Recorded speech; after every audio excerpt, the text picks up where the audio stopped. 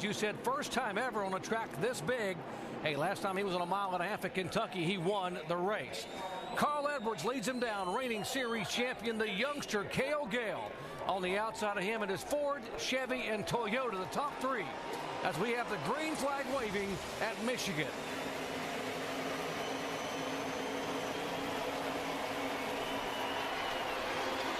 Now, Carl Edwards got a great jump there. It looked like Cale Gale spun the tires. You can see the back end of his car wiggled just a little bit, so the outside line wasn't ready to go.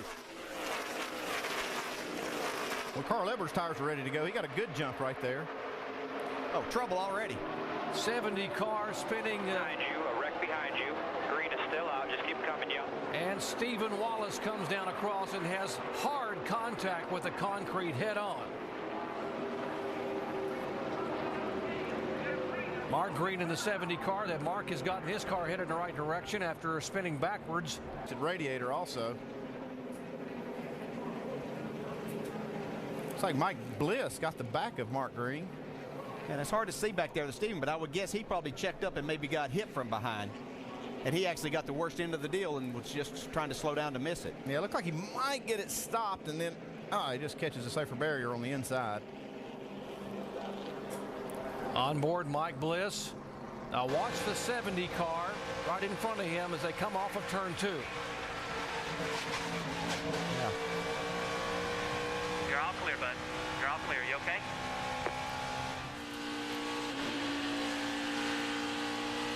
Stephen Wallace, there's the contact from behind. He gets into the side of the 25 car of Bobby Hamilton Jr.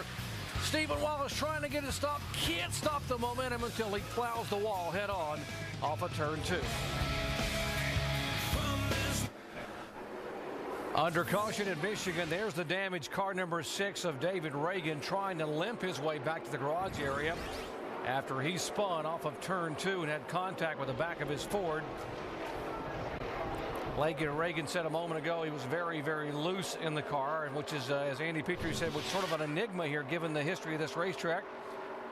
Yeah, you do expect the track to tighten up. A lot of guys start their cars pretty free. You see David just gets really loose right here, basically by himself.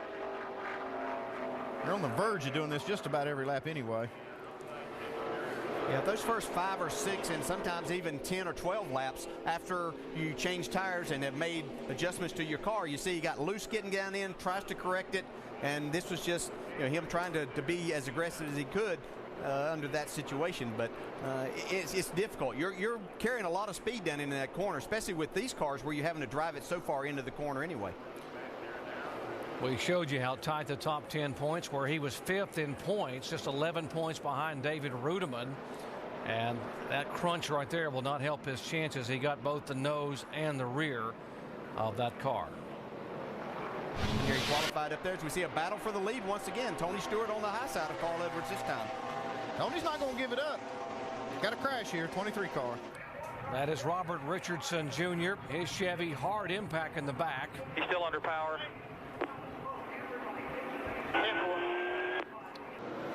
23 car, right side of your screen there. He's basically out of control when he comes in the picture there, kind of by himself.